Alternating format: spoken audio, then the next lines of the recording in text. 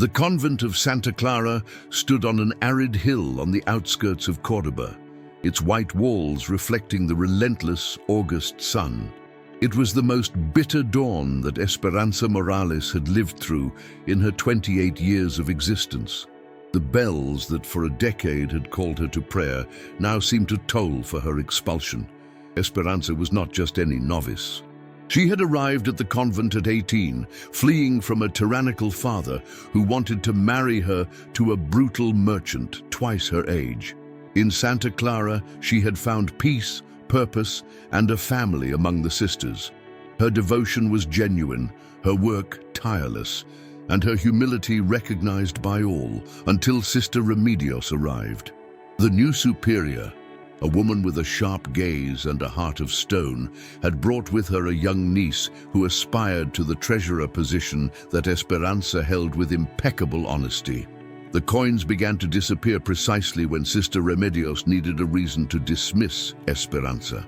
"You have betrayed the trust of Christ and this community," she had told her that dawn, while handing her a small bag with her belongings. "You are no longer worthy to wear this sacred habit." Esperanza did not cry. She had learned that tears do not change the decisions of those who hold power, but her heart shattered like glass falling on stone. With her only civilian dress, a modest grey one she had kept from her former life, and a black mantilla covering her head as a sign of mourning for the life she was losing, she walked unknown paths under the scorching heat. Thirst forced her to stop near a stream that meandered between infinite olive groves. She knelt by the crystalline water, drank with cupped hands, and for the first time since leaving the convent, she allowed herself to feel the weight of desolation. She had no family to receive her, no money, no name to protect her. She was a woman alone in a world that did not forgive feminine solitude. It was then that she heard the galloping. Don Rafael Mendoza was returning from inspecting his most distant lands when he spotted that grey-clad figure by the stream. His horse, an Andalusian with a chestnut coat, instinctively stopped upon recognizing the human presence. Rafael was a 42-year-old man, tall and distinguished in bearing, with dark hair barely touched by the first grey strands and eyes the color of honey produced by his beehives. He had been widowed 2 years earlier when Carmen, his beloved wife, died of fever after giving birth to their third child. Since then, Hacienda Bellavista had lost its soul. The children, Rafael, 10 years old, Carmen, 8, and little Miguel, barely 2, were growing up without the maternal tenderness they so needed. Wet nurses succeeded one another, but none could fill the void his wife had left. Seeing Esperanza by the water with her black mantilla and the serene bearing that mourning confers on women of class, Rafael felt a pang of recognition. Here was a lady who also knew the pain of loss. "Señora," he called with a grave voice while dismounting, "are you well?" Esperanza looked up, surprised. She had not heard the rider approach. Her face, pale from fatigue and suffering, contrasted with the intensity of her black eyes. "Yes, sir, thank you for asking," she responded with the cultivated voice she had acquired during years of sacred readings and conversations with educated nuns. Rafael removed his wide-brimmed hat, fully revealing his noble features. He observed her discreetly, noting the quality of her diction, the composure of her movements despite evident fatigue. "Forgive my boldness, but are you traveling? It is not common to see a lady alone on these roads." Esperanza hesitated. She could not tell the truth, that she was an expelled nun without destination, but neither did she want to lie. She had sworn before God to always be honest. "My situation has recently changed," she said carefully. "I seek a new direction for my life." Rafael interpreted these words as the mourning of a young widow who, after losing her husband, was forced to seek refuge among distant relatives. The composure with which she spoke, the elegance of her gestures, all confirmed that she was a woman of good family. "Would you permit me to offer you temporary refuge at my hacienda? My wife, my deceased wife, would have insisted it was our Christian duty." Esperanza looked at him with surprise. This man with an honest face and transparent gaze was offering her exactly what she needed most, a safe place to recover her strength. "You are very kind, sir. Mendoza. Don Rafael Mendoza," he said, inclining his head slightly. "And I have the honor of speaking with—" "Esperanza," she replied. "Esperanza Morales." "Señora Morales," he repeated, naturally assuming she was a married woman. "You will be welcome at Hacienda Bellavista." As Rafael helped her mount his horse and they rode together toward the white buildings visible among the olive trees, neither imagined that this encounter by the stream would change their lives forever. The hacienda extended like a small village among rolling hills, covered with olive groves as far as the eye could see. The main house, of classic Andalusian architecture, was organized around a central courtyard where a Moorish fountain sang softly. The whitewashed walls, fired clay roofs and wrought iron bars spoke of generations of honest prosperity. "Rosario," Rafael called to a mature woman who came out to receive them. "Prepare the guest room. Señora Morales will be staying with us for a few days." Esperanza observed everything with new eyes. After 10 years within convent walls, the relative luxury of that house both overwhelmed and comforted her. That night, during dinner served in the main dining room, she met the children. Rafael Hijo, the eldest, had the grave eyes of one who has matured before his time. He looked at Esperanza with curiosity but without hostility. Carmen, the 8-year-old girl, approached without shyness and asked directly, "Did you also lose your family?" The question pierced Esperanza's heart like a lance. Technically, it was true. She had lost the only family she knew, her sisters from the convent. "Yes, little one," she responded gently. "I also lost my family." And Miguel, the baby who was just beginning to form words, looked at her with those enormous eyes that children have when they sense that the adult world hides important secrets. After dinner, while the children were taken to their rooms, Rafael and Esperanza walked through the courtyard under the Andalusian stars. "My children have suffered much," he confessed, looking at the fountain where the moon reflected fragmented. They need a stable feminine presence, a mother." Esperanza felt her stomach lurch. Where was this conversation leading? "I know we have just met," Rafael continued, stopping in front of her. "I know it is an unusual proposal, even inappropriate, but—" He turned toward her, and under the silvery light, Esperanza saw in his eyes a vulnerability that contrasted with his lordly bearing. "Would you consider the possibility of becoming my wife?" The world seemed to stop. The murmur of water, the song of crickets, the whisper of wind through olive leaves, everything fell silent in an instant of absolute silence. Esperanza could not speak, could not think. A day before she was a nun devoted to God, and now an honorable man was offering her marriage, believing her to be a noble widow. She began, but the words stuck in her throat. "Don't answer me now," Rafael hastened to say. "Just think about it. It would be a marriage of mutual convenience. My children would have a mother, and you would have a safe home, respect, protection." Esperanza closed her eyes. She could confess the truth right now, reveal that she was an expelled nun, a woman without dowry or family. But then what would become of her?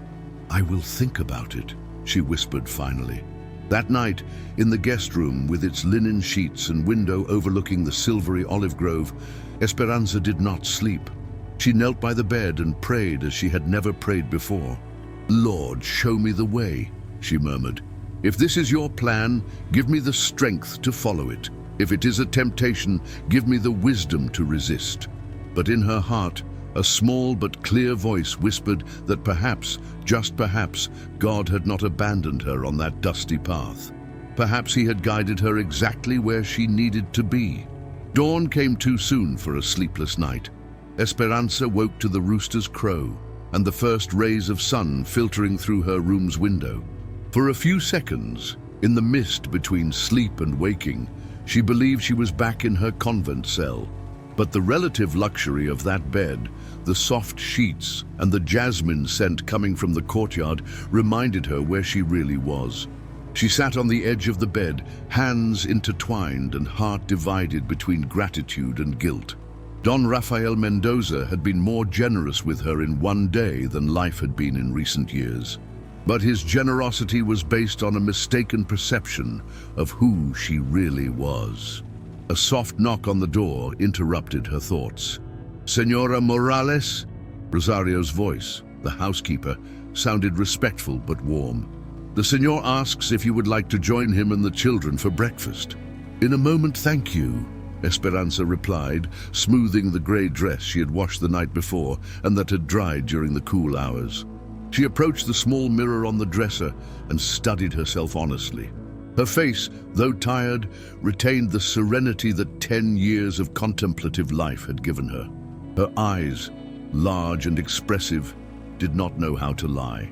Her hands, accustomed to work and prayer, knew no vanity. How could this simple woman without pretensions become the lady of a prosperous hacienda? In the dining room, the scene that greeted her was completely different from the silent and frugal breakfasts of the convent. The 3 children sat around a table laden with freshly baked bread, golden oil, serrano ham, and fruits from the orchard. Don Rafael presided over the table naturally, but Esperanza immediately noticed the small signs of a family functioning without the feminine touch. Little Carmen had disheveled hair and jam stains on her blouse.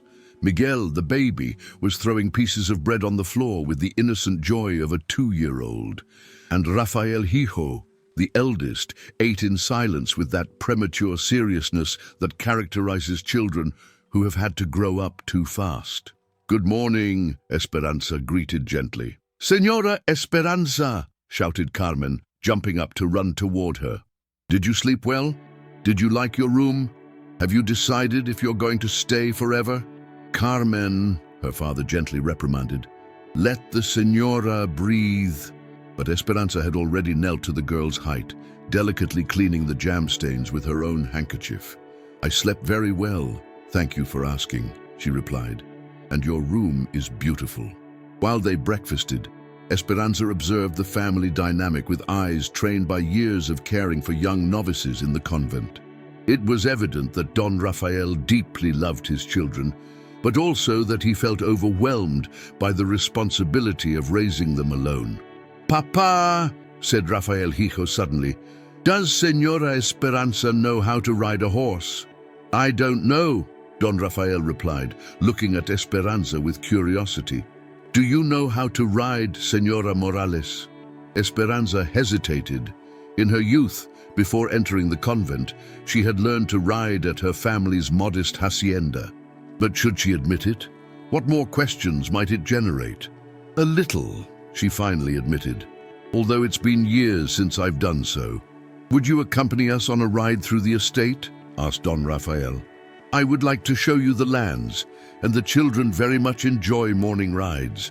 It was impossible to refuse those 3 pairs of eyes looking at her with expectation.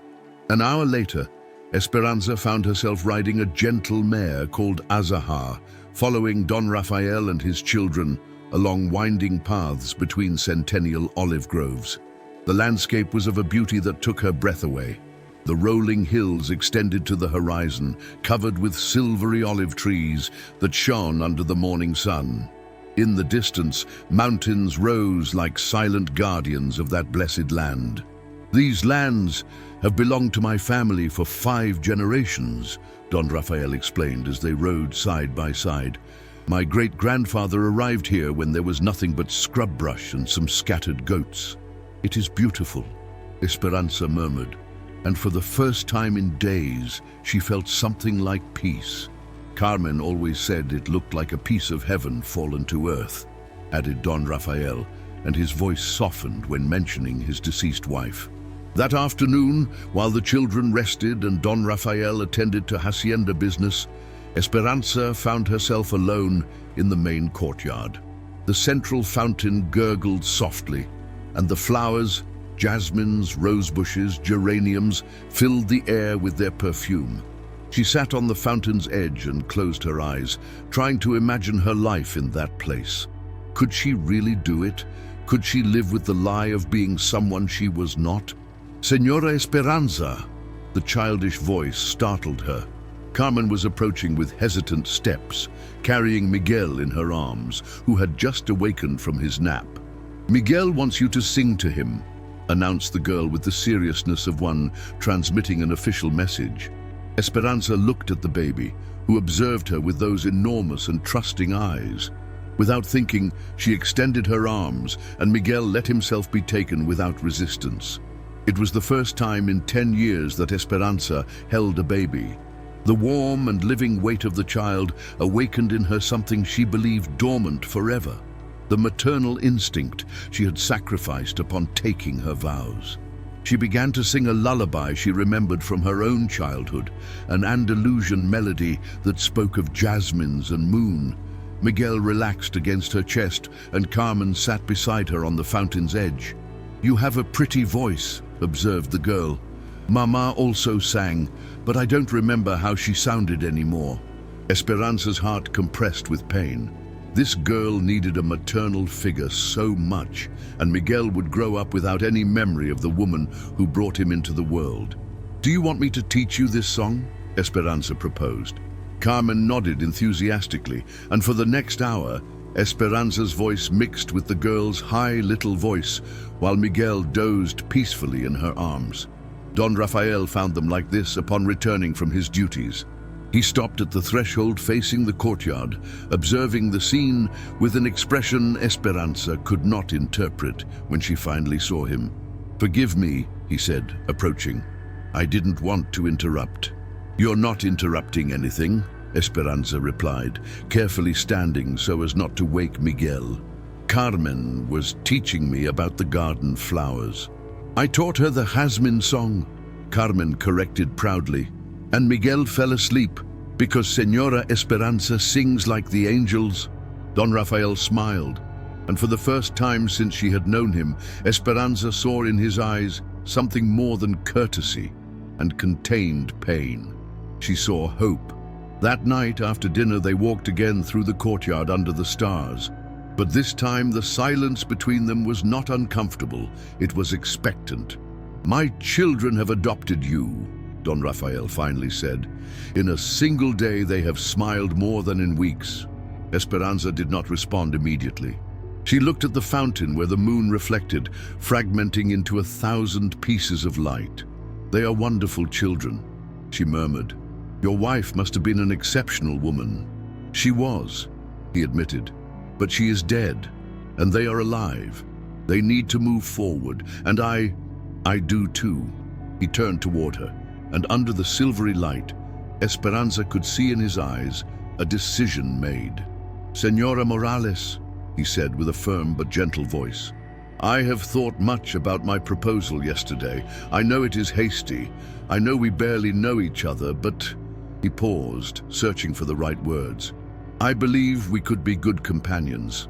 I don't promise you passionate love, my heart still belongs to Carmen, but I do promise you respect, protection, and gratitude for what you could give my children." Esperanza closed her eyes. In less than 48 hours, her life had turned completely upside down. From expelled nun to possible wife of a respectable landowner. "Don Rafael," she began with a trembling voice, "there are things about me that you don't know." "We all have a past," he interrupted gently. "What matters is the present and the future we can build together." Esperanza opened her eyes and looked at him. In his face she saw honesty, goodness, and a loneliness as deep as her own. "Yes," she whispered, "I accept being your wife." Don Rafael smiled, and for the first time, it was a genuine and complete smile. "Then," he said, gently taking her hand, "tomorrow we will go to Cordoba to speak with Father Sebastian. If he agrees, we could marry next week." As they walked back toward the house, their hands joined and their destinies intertwined, Esperanza raised a silent prayer. "Forgive me, Lord, for this deception, but if you give me strength, I swear I will be the best wife and mother I can be." And somewhere in her heart, A voice whispered that perhaps, just perhaps, she was not betraying her religious vocation, but finding a new way to serve God, through love for a family that needed her as much as she needed a home. The week following Esperanza's acceptance passed like a whirlwind of discreet preparations. Don Rafael, a practical man of few ceremonies, had organized a simple but dignified wedding at the small church of San Miguel, located in the town nearest to the hacienda. Esperanza lived in a strange dream state, observing herself from outside while letting herself be carried by events. Rosario, the housekeeper, had assumed the role of organizer with enthusiasm she could not hide. "Oh, Senora," she would say while showing her fabrics for the wedding dress, "what great joy for this house. A woman's hand was needed, and you have that sweetness the little ones need." The dress was an unexpected challenge. Esperanza could not afford the luxury of a seamstress in Cordoba, and explaining why she had no trousseau or family to accompany her would have raised suspicions. Finally, with Rosario's help and Carmen's, who had self-appointed herself maid of honor, they adapted an ivory silk dress that had belonged to the deceased Carmen. "Mommy would want it to be yours," the girl had said, with that devastating wisdom that children sometimes possess. She always said pretty clothes should be worn, not kept in trunks. The night before the wedding, Esperanza could not sleep. She got up and walked to the window overlooking the olive grove, where the full moon silvered the millennial leaves. In a few hours, she would become the lady of those lands, mother of those children, wife of a man who respected but did not love her. Was this betraying the vows she had made to God, or was it following a different path toward the same destination of service and love? A soft knock on the door startled her. "Senora Esperanza?" It was Carmen's voice. "May I come in?" The girl entered barefoot, in her white nightgown and loose hair, looking like a small nocturnal angel. "I can't sleep," she confessed. "I'm very excited about the wedding." Esperanza helped her climb into bed, and they snuggled together under the blankets. "Are you excited too?" asked Carmen, with that direct curiosity of 8-year-olds. Esperanza carefully considered her response. "I'm a little nervous," she admitted. "It's a very important day. But do you love us? Miguel and Rafaelito and me?" The question pierced Esperanza's heart like a precise arrow.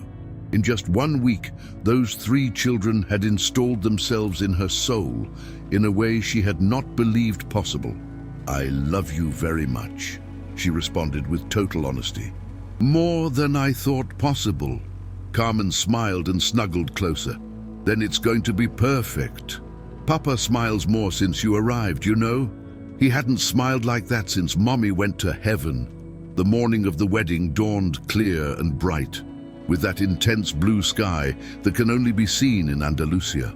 Esperanza woke early, bathed in water perfumed with rose essence, and dressed carefully. The dress fit her as if it had been made for her.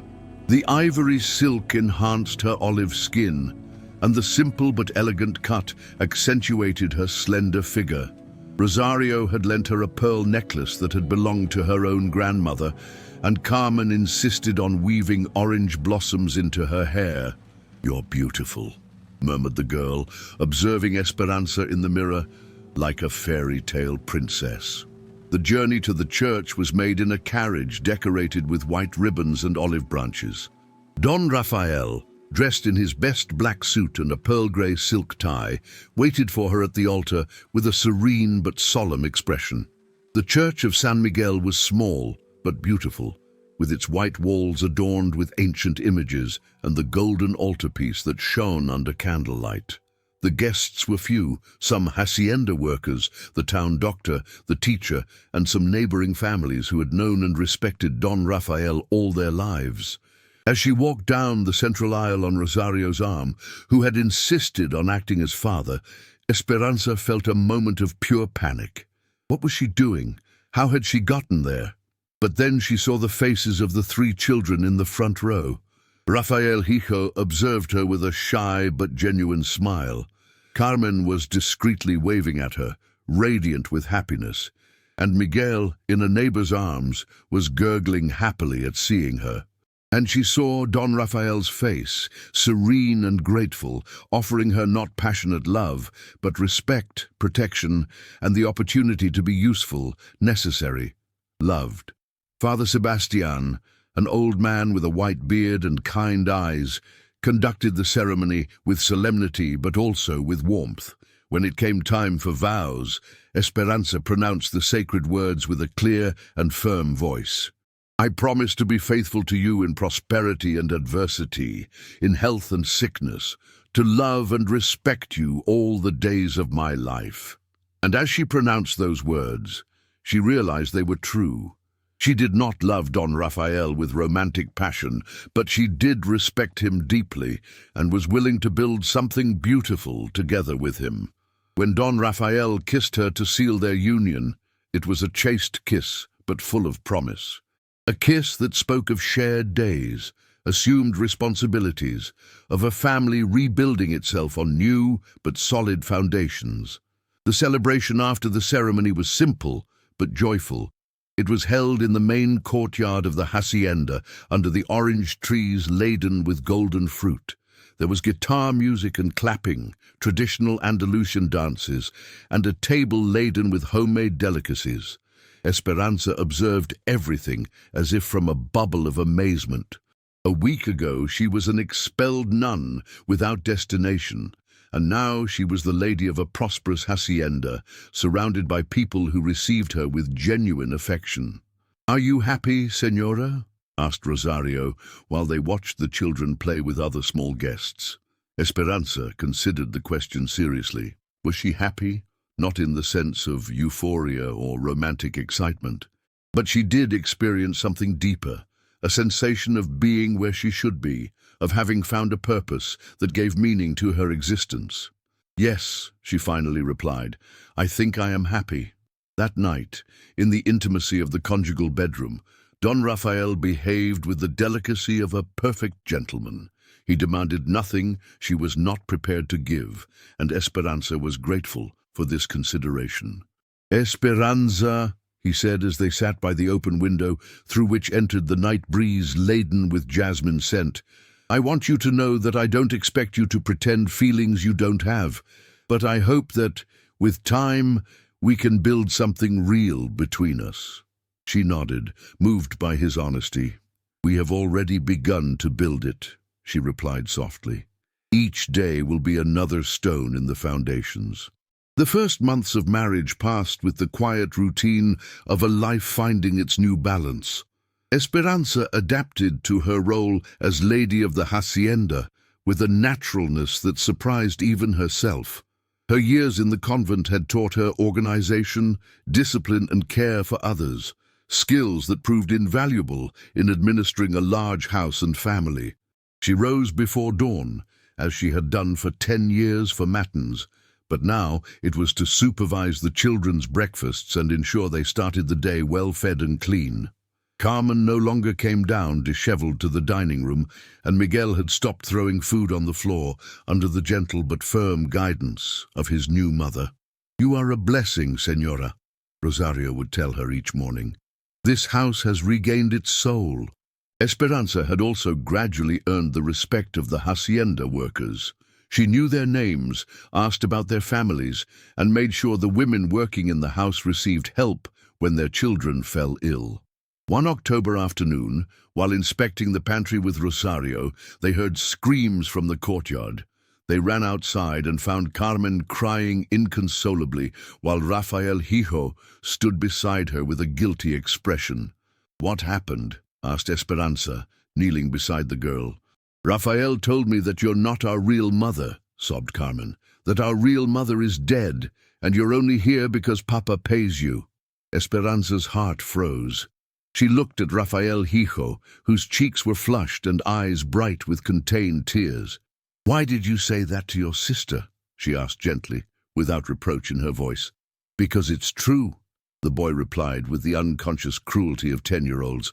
"The boys in town say you appeared from nowhere, and Papa married you because he needed someone to take care of us." Esperanza breathed deeply. She had feared this moment would come, but had not imagined it would hurt so much. "Come here," she said, extending an arm toward Rafael Hijo. He hesitated, but finally approached. "You're right," said Esperanza, embracing both children. "Your real mother is named Carmen, like you, little one. And she's in heaven, and she loved you more than her own life." Carmen stopped crying and looked at her with enormous eyes. "I am not your birth mother," Esperanza continued, "but I have chosen you as my children of the heart. And when one chooses to love, that love is as real as any other." "But does Papa pay you?" asked Rafael Hijo with that direct curiosity of children. Esperanza smiled despite everything. "Your papa gives me house and food and pretty clothes, it's true. But I give him something too. I take care of you, I care for his house, and I try to make him happy. That's what families do. They take care of each other." Carmen dried her tears with the back of her hand. "But do you really love us? Even though you're not our real mama?" "I love you so much," Esperanza replied with her voice broken by emotion, "that if I could choose, I would be your mother in every life I lived." The two children hugged her tightly, and Esperanza felt something heal inside her.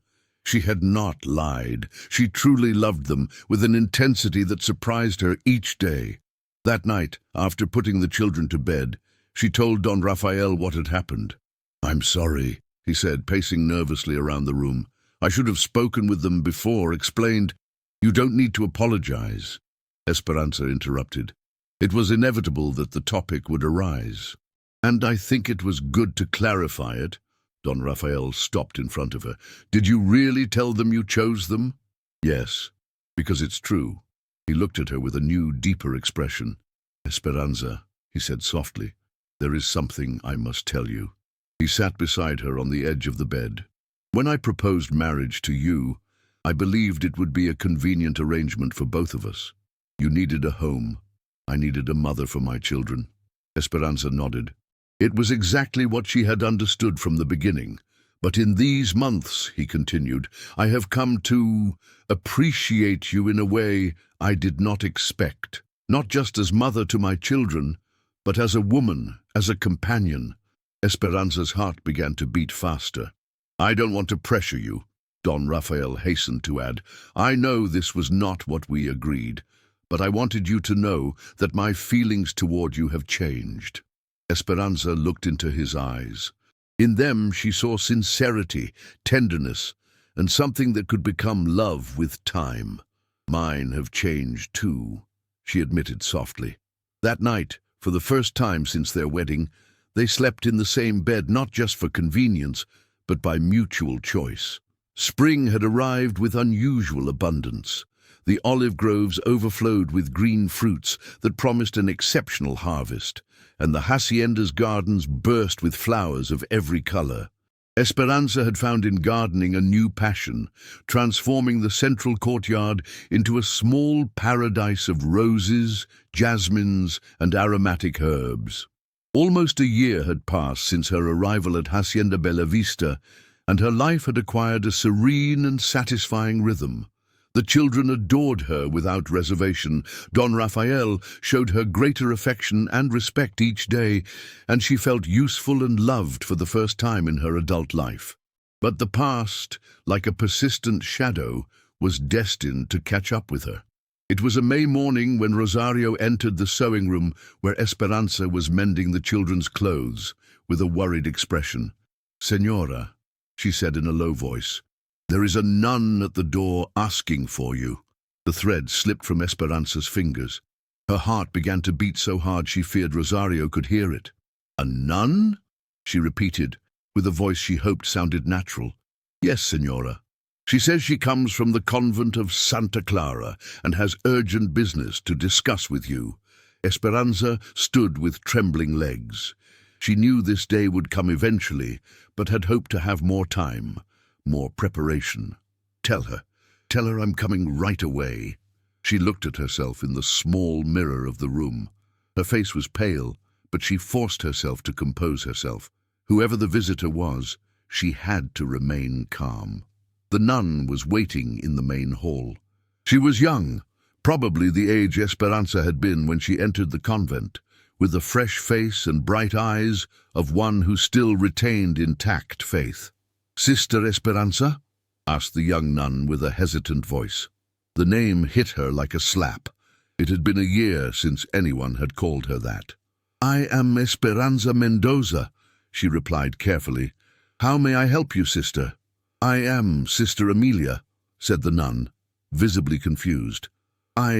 Forgive me, but they told me there was a woman named Esperanza Morales at this hacienda, and I thought, by the description, what do you need from Esperanza Morales?"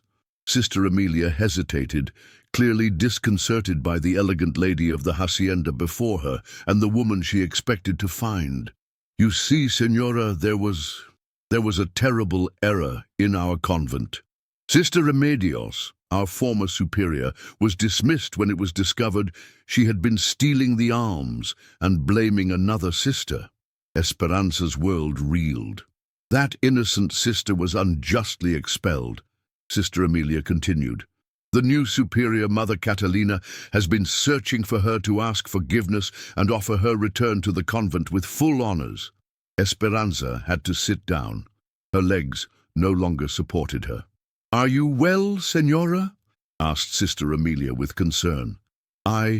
Esperanza began, but the words stuck in her throat. At that moment, Carmen's cheerful voice resonated from the courtyard. "Mama Esperanza, come see the flowers I picked for you." The girl burst into the hall like a whirlwind of energy, with a bouquet of wildflowers in her hands and a radiant smile. She stopped upon seeing the nun, made a small curtsy as she had been taught, then ran toward Esperanza. "Look how pretty they are," she said, offering the flowers. "I picked them in the field below." Esperanza took the flowers with trembling hands, feeling Sister Amelia's inquisitive gaze upon her. "They're beautiful, darling," she murmured. "Go put them in water, would you?" "Is the Senora coming for lunch?" asked Carmen, observing the nun with curiosity. "No, little one," Esperanza replied. "Sister Amelia only came for a visit." When Carmen ran off toward the kitchen, Sister Amelia looked at Esperanza with wide-open eyes. "You are Sister Esperanza," she said, not as a question but as a statement. Esperanza closed her eyes. There was no point in continuing to deny it. "Yes," she whispered, "I was Sister Esperanza. But you're married. You have children. How is it possible?" Esperanza stood and walked to the window overlooking the courtyard. She could see Miguel playing under the orange tree, Carmen running toward the kitchen with the flowers, and Don Rafael talking with workers near the stable. "When I was expelled," she said without turning around, "I had nowhere to go. No family, no money, nothing. I walked for days until I found this hacienda." She turned toward Sister Amelia, who listened with growing amazement. "Don Rafael mistook me for a noble widow who had lost her family. He offered me marriage so I could care for his motherless children." "But the vows," murmured Sister Amelia. "My vows were broken when I was expelled without fair trial," Esperanza replied firmly. "When I was abandoned by those who swore to protect me." Sister Amelia crossed herself. "Sister Esperanza, forgive me, Senora Mendoza. You must understand that it was all a terrible error. Sister Remedios confessed her guilt when she could no longer sustain her lies. You can return. Your vows can be renewed." "Return," Esperanza repeated with a voice broken by irony. At that moment, Don Rafael entered the hall. His face lit up upon seeing her, as always happened, but darkened upon noticing her distressed expression. "Esperanza, what's happening?" "Rafael," she said, and her voice trembled as she pronounced his name. "This is Sister Amelia. She comes from the convent where I lived before meeting you." Don Rafael frowned, not fully understanding. "Pleased to meet you, sister. How may we help you?" Sister Amelia looked between them, clearly uncomfortable. You see, sir, your wife, there was a misunderstanding in our convent." "Enough," Esperanza interrupted. She could not allow the truth to come from other lips. She turned toward Don Rafael, gathering all her courage. Raphael, there is something I must tell you, something I should have told you from the beginning. He looked at her with growing concern. When you found me by the stream, I was not a noble widow as you thought, Esperanza began, feeling each word cut her throat. I was a nun who had been expelled from her convent. The silence that followed was deafening. Don Raphael looked at her as if he didn't recognize her. A nun, he repeated slowly. Yes, Sister Esperanza, from the convent of Santa Clara. I was unjustly expelled, accused of theft. I had nowhere to go, no family. And you lied to me all this time. Don Raphael's voice sounded strangely calm, but Esperanza knew that calm. It was the kind that preceded the most devastating storms. I didn't lie deliberately, she defended herself. You assumed I was a widow, and I didn't correct you because I had no alternative. Don Raphael ran a hand through his hair, pacing the room like a caged animal. A year, he murmured, a whole year living a lie. It wasn't a lie, Esperanza exclaimed desperately. My affection for you, my love for the children, my dedication to this house, none of that was a lie.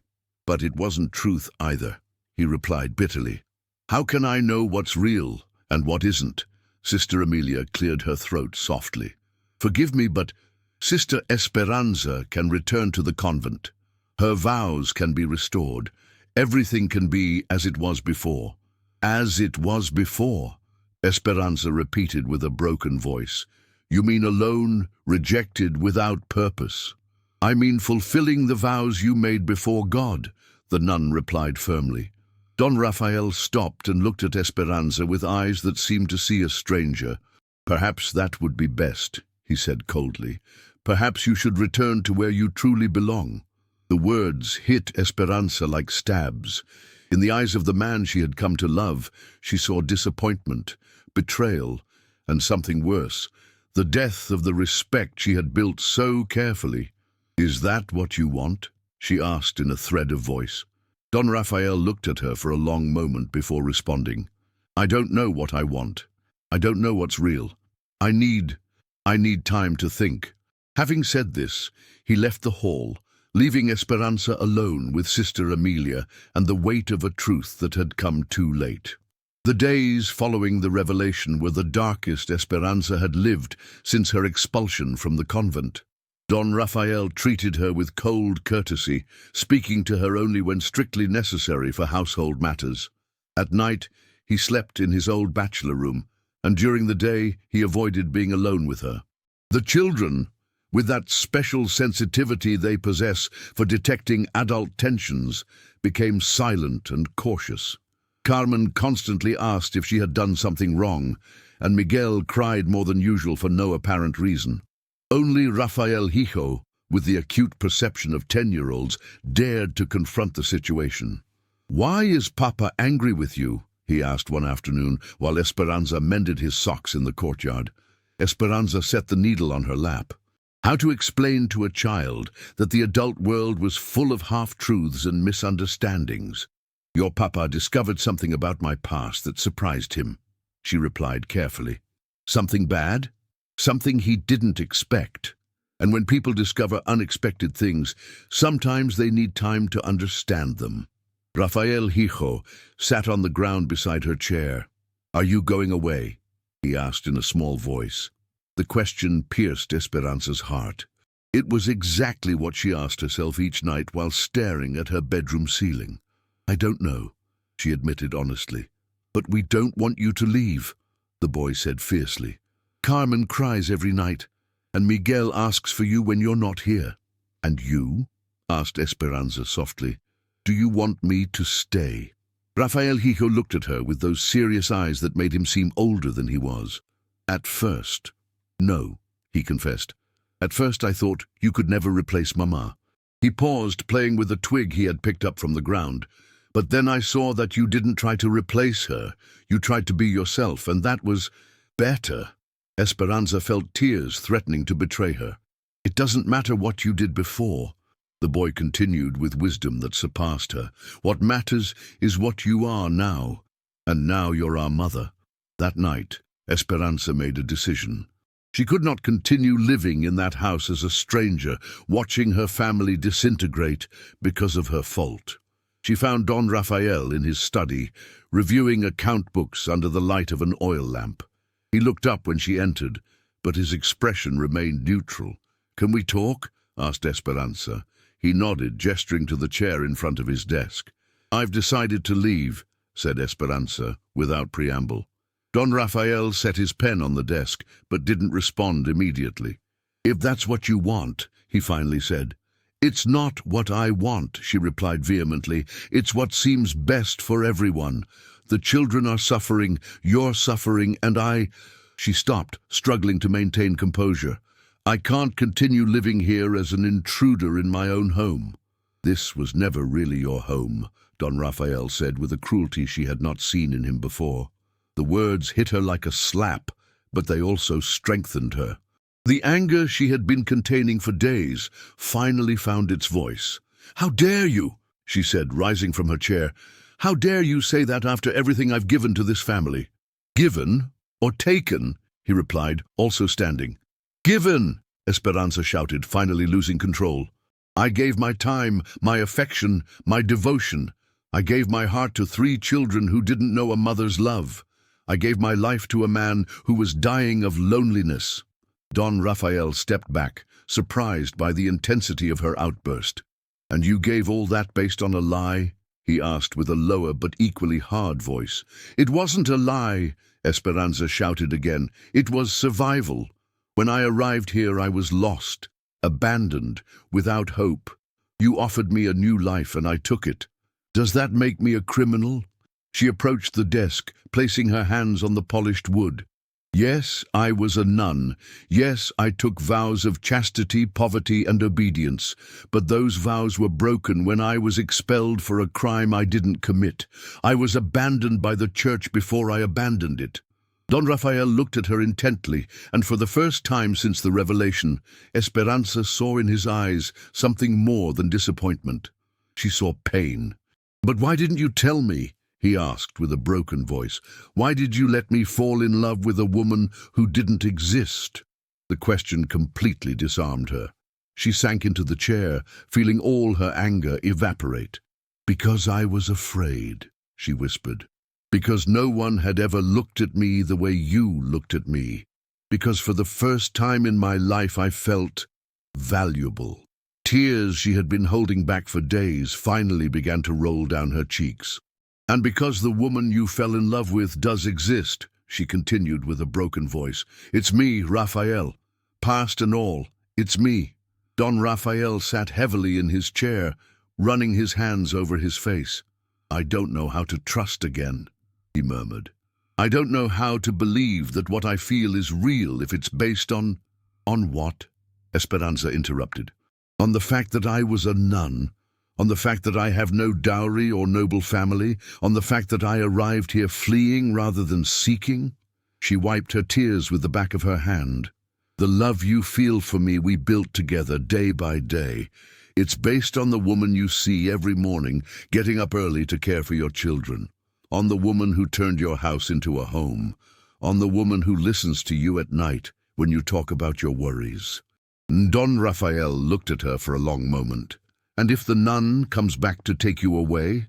"She can't," Esperanza replied firmly, "because I'm no longer the same woman who entered that convent 12 years ago. I have changed. I have grown.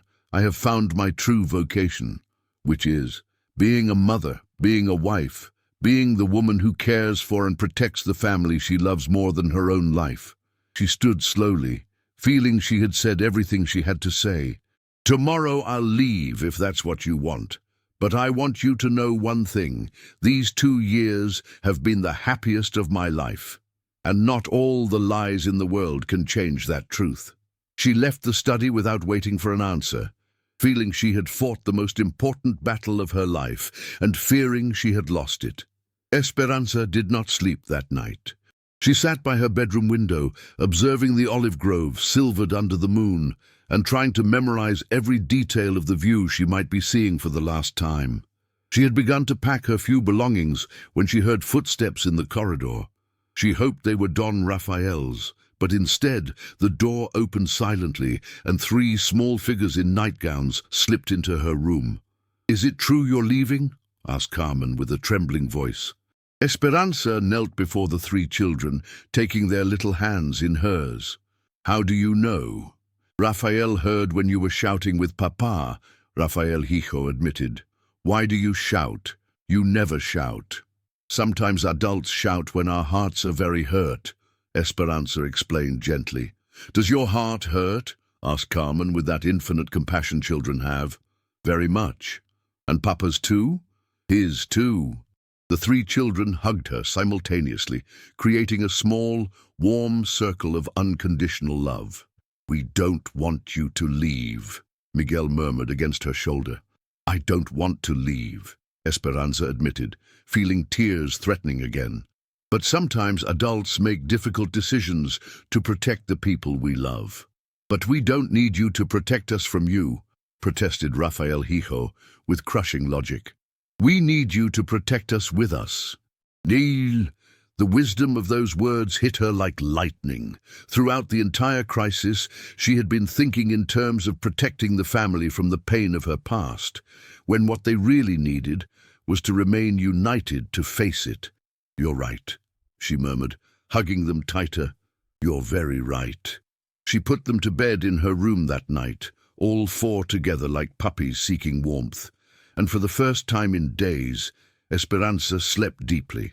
She woke at dawn to the familiar sound of footsteps in the corridor, but this time the footsteps stopped in front of her door. Don Rafael entered silently, finding the image of his wife sleeping surrounded by his three children. He stopped at the threshold, observing the scene with an expression Esperanza could not decipher when she opened her eyes. "Good morning," he whispered. "Good morning," she replied, carefully disentangling herself from the children without waking them. They went out to the corridor together, softly closing the door behind them. "I spoke with Sister Amelia last night," Don Rafael said without preamble. Esperanza's heart accelerated. "And?" "She told me the whole story. What really happened in the convent, why you were expelled, how they found you innocent afterwards." Esperanza waited, not daring to breathe. "She also told me something else," he continued, looking directly into her eyes. "She told me she had never seen a clearer vocation than yours for being a mother and wife." "She said that?" Don Rafael nodded.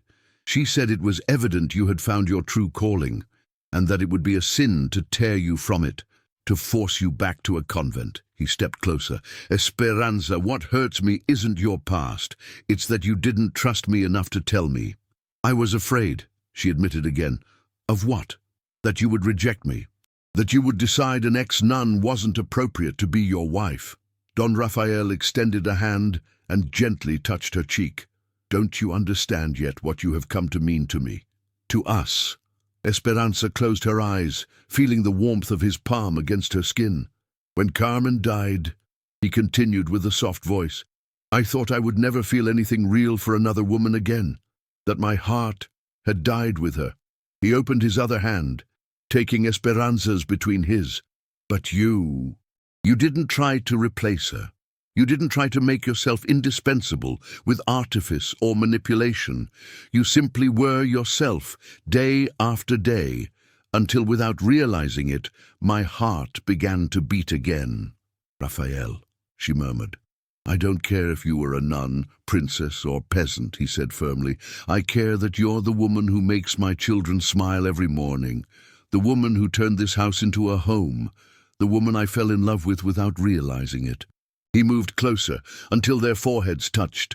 "Can you forgive me for having doubted you? Can you forgive me for hiding the truth from you?" "I already have," he replied, and kissed her with a tenderness that spoke of new beginnings and renewed promises. When they separated, they found three curious little faces peeking through the half-open door. "Aren't you going to fight anymore?" asked Carmen hopefully. "No," they replied in unison, and the girl ran toward them, followed by her brothers. "Then we can all have breakfast together," she shouted with joy. That morning, the dining room of Hacienda Bella Vista was again filled with laughter and animated conversation. Sister Amelia, who had remained as a guest during the crisis, observed the scene with a wise smile. "I think my work here is finished," she told Esperanza after breakfast. "Will you return to the convent?" asked Esperanza. "Yes, but I'll carry a message from the Mother Superior, that you have found your true vocation, and the Church blesses you in it." They said goodbye with an embrace, and Esperanza watched the carriage depart that definitively took away her conventual past. 5 years had passed since that crisis that nearly destroyed the happiness of Hacienda Bellavista. Now in the spring of 1898, Esperanza contemplated her domains from the upper gallery with the deep contentment of one who has found her place in the world. The olive groves extended to the horizon, laden with fruit that promised an exceptional harvest. The gardens she had cultivated with such care bloomed in an explosion of colors and aromas, and in the central courtyard 4 children played under the shade of the centennial orange tree, because now there were 4. Little Esperanza, 3 years old, with her father's golden curls and her mother's black eyes, ran after her older brothers with the fierce determination of one who doesn't want to be left behind. She was the living fruit of the love that had grown between Don Rafael and Esperanza after overcoming together the storm of revelations. "Contemplating your kingdom?" Rafael's warm voice startled her. He had approached silently, as was his custom, and now surrounded her with his arms from behind. "Contemplating our blessing," she corrected, leaning against his chest. "Do you know what day it is today?" he asked, placing a kiss in her hair. Esperanza smiled. How could she forget? "The 7th anniversary of the day you found me by the stream." "The day my life changed forever," he murmured against her ear. They remained like that, embraced on the gallery, watching their children play. Rafael Hijo, now 15, had become a serious and responsible young man who helped in the hacienda's administration. Carmen, 13, had inherited her late mother's vivacity, but also Esperanza's serene sweetness. Miguel, 9, was the family clown, always ready to make everyone laugh. And little Esperanza was the sun around which the entire family revolved. "Do you ever regret it?" asked Rafael suddenly. "What?" "Having left the contemplative life for this chaotic life." Esperanza turned in his arms to look at him directly. "Do you regret having changed your solitary widowhood for this chaotic life?" He smiled, that complete and genuine smile that had taken years to recover after his first wife's death. "Never." "Then you have your answer." That afternoon, the whole family gathered by the stream where their first encounter had occurred. It was a tradition they had established. Every anniversary they returned to the place where their destinies had intertwined. Raphael had ordered a picnic prepared, and they spread blankets under the poplars that shaded the bank.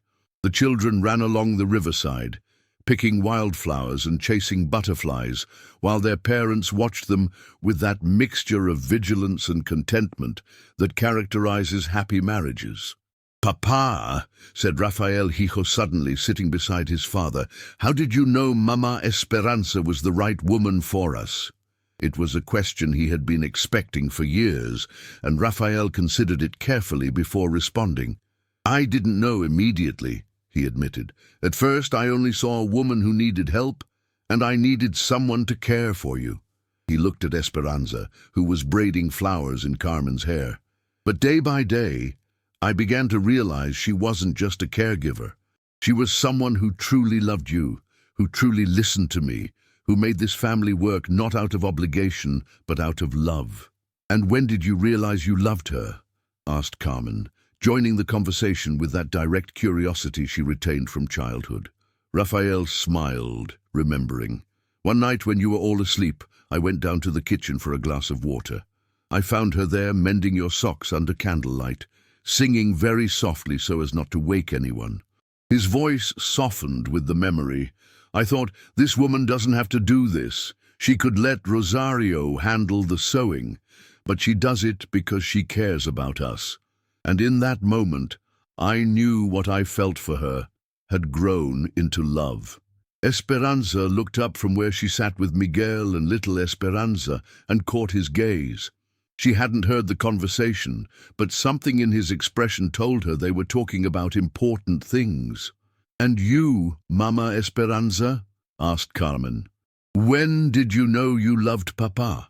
Esperanza approached the family group, with little Esperanza asleep in her arms. "When I realized I had stopped missing my former life," she replied honestly. "For years after leaving the convent, part of me still longed for the security of those walls, the simplicity of that routine." She adjusted the child better in her arms before continuing. "But one day I woke up and realized I wouldn't trade a single moment of this life for my previous life. That I would have chosen this very thing if I had had all the options in the world." "Not even the difficult days?" asked Miguel with that acute perception that sometimes surprised in him. "Especially the difficult days," Esperanza replied firmly, "because those days were the ones that taught us that love isn't just happiness, it's also choosing to stay when things get difficult." She looked at Rafael, remembering the crisis they had overcome together. "It's forgiving when forgiving is hard. It's trusting when trusting is frightening. It's building something beautiful day by day, even when we don't know how it will turn out." "Like the garden?" asked Carmen. "Exactly like the garden." When the sun began to set, they began the return to the hacienda. The children ran ahead, laden with flowers and memories of a perfect afternoon, while Rafael and Esperanza walked slowly, savoring these moments of family peace. "Do you know what I like most about our story?" said Esperanza suddenly. "What?" "That no one planned it. Neither you nor I were looking for love when we met. We were only seeking survival, refuge, a little peace." Rafael nodded thoughtfully. "And we found something much better than what we were looking for. We found what we didn't know we needed." That night, after putting the children to bed, and when the house had sunk into the tranquil silence of happy families, Rafael and Esperanza sat in their bedroom before the open window overlooking the olive grove. "Do you think Carmen would have approved of our story?" asked Esperanza suddenly, referring to Rafael's first wife. It was the first time she had mentioned the dead woman without nervousness or discomfort, a sign of how completely she had found her place in that family. Rafael considered the question seriously. "I think she would have been grateful," he finally replied. "Carmen loved our children more than her own life. She would have wanted to see them happy, cared for, loved." He took Esperanza's hand in his. "And I think she would have recognized in you a woman capable of loving them as she loved them. I hope to be worthy of that trust." "You are," he said with conviction. "Every day you prove you are." They remained silent, contemplating the stars over the olive groves, feeling the tranquil weight of a life well lived. "Do you know what I'll tell little Esperanza when she grows up and asks me why I gave her that name?" said Esperanza suddenly. "What will you tell her?" "I'll tell her that hope is the only thing that keeps us alive when everything seems lost, and that sometimes, when we least expect it, that hope becomes something so beautiful it takes our breath away." Raphael kissed her gently, a kiss that tasted of fulfilled promises and love that has matured like good wine. "I love you, Esperanza Mendoza," he murmured against her lips. "And I love you, Rafael Mendoza," she replied, using his full name as she had done on their wedding night, but this time with the certainty of one who has earned the right to bear it.